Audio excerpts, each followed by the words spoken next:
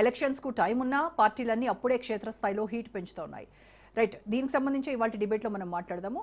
డిబేట్లో పార్టిసిపేట్ చేస్తున్నారు senior BJP నాయకులు గంగాపురం వెంకటరెడ్డి గారు అండ్ కాంగ్రెస్ నాయకులు వెంకట్ నాయక్ గారు అండ్ బీఆర్ఎస్ నాయకులు లక్ష్మీ నరసింహారెడ్డి గారు జాయిన్ అయ్యారు. నమస్కారం అండి వెంకట్ గారు, వెంకటరెడ్డి గారు, లక్ష్మీ నరసింహారెడ్డి గారు.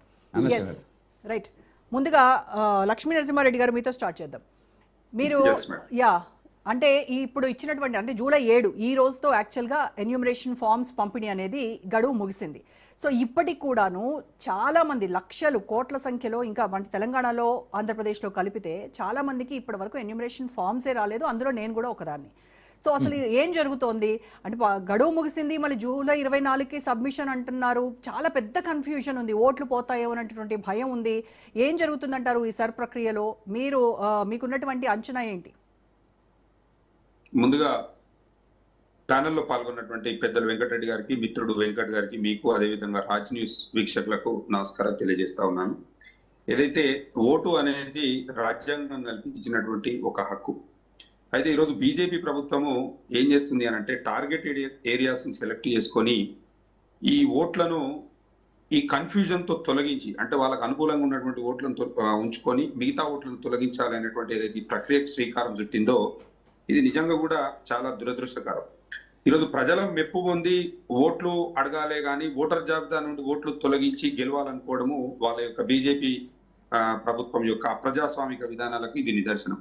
నేను ఎందుకు చెప్తున్నానంటే ఈరోజు మేము గ్రామంలో తిరుగుతున్నప్పుడు ఇప్పటికి కూడా చాలా మందికి కూడా ఇంకా ఎన్యూమరేషన్ ఫారాలు అందని పరిస్థితి.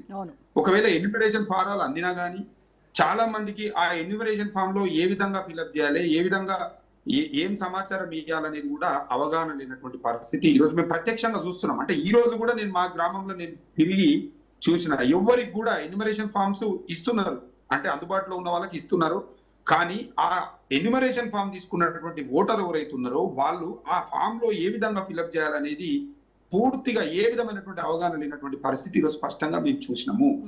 ఒక్క ఓటర్కే కాదండి, ఈరోజు బిఎల్ఓలు ఎవరైతే తిరుగుతున్నారో గ్రామాలలో బిఎల్ఓలకు కూడా అవగాహన లేనటువంటి పరిస్థితి ఈరోజు స్పష్టంగా కనిపించింది. కానీ ఈరోజు అధికారులు బిఎల్ఓలు ఇస్తున్నటువంటి సమాచారం మేరకు, మరి ఈఆర్ఓలు తీసుకుంటున్నటువంటి సమాచారం మేరకు, ఎంఆర్ఓలు తీసుకుంటున్నటువంటి సమాచారం మేరకు కానీ అంకెల గారడి మాత్రం నడుస్తున్నది. ఇలా 90% మేము ఓటర్ ఎన్యూమరేషన్ ఫామ్లు గ్రామాలలో పంపిణీ చేసినామని చెప్పి వాళ్ళ యొక్క స్టేట్మెంట్ అనేది ప్రభుత్వానికి అందిస్తున్నట్టు ఈరోజు మేము ప్రత్యక్షంగా చూడడం జరిగింది. ఇలా ఎందుకనంటే ఎక్కడ చూసినా కానీ ఏమీ అవగాహన లేదు. మా బీఆర్ఎస్ పార్టీ తరఫున కేటీఆర్ గారి నాయకత్వంలో మరి బిఎల్ఓలకు అనుసంధానంగా బిఎల్ఏలు ఉండాలనేటువంటి ఒక మెమోరాండం ని ఎలక్షన్ కమిషన్ స్వీకరించి మరి బిఎల్ఏలు నియమించుకోవడానికి అవకాశం కల్పించింది. అవకాశం కల్పించినప్పటికీ ఈరోజు గ్రామాలలో బిఎల్ఓలు ఏం చేస్తున్నారంటే బిఎల్ఏలకు సమాచారం ఇవ్వకుండా వాళ్ళకి ఎప్పుడు వీలైతే అప్పుడు పోయి ఎన్యూమరేషన్ ఫామ్స్ అనేది గ్రామాలలో ఇవ్వడం జరుగుతుంది. అయితే ఎన్యూమరేషన్ ఫామ్స్ ఇస్తున్నప్పుడు మేము ముందు నుంచి కూడా చెప్తా ఉన్నాం, ప్రజలకు పూర్తి అవగాహన కల్పించిన తర్వాత